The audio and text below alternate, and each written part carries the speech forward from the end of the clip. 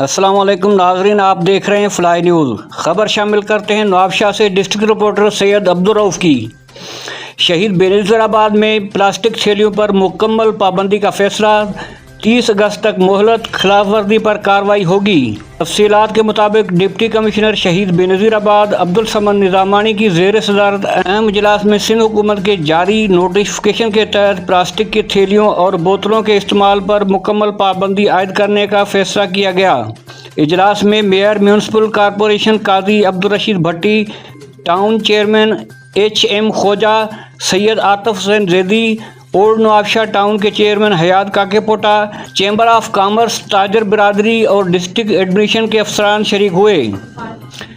Deputy commissioner Abdul Samad Nizamani نے واضح ہدایت دیتے ہوئے کہا کہ 30 اگست تک تمام مارکیٹوں سے پلاسٹک کی ہر قسم کی تھیلیاں ختم کر دی جائیں اور متبادل کے طور پر کاغذ یا کپڑے کی تھیلیوں کا استعمال کیا جائے۔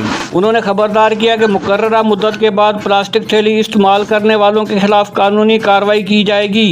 عوامی حلقوں اور ماحولیاتی ماہرین نے اس فیصلے کو ماحول دوست اور صحت عامہ کے لیے خوش آئند قرار دیا ہے، جبکہ تاجروں کو پابندی پر عمل درآمد کے لیے بھرپور تعاون کرنے کی اپیل کی گئی ہے۔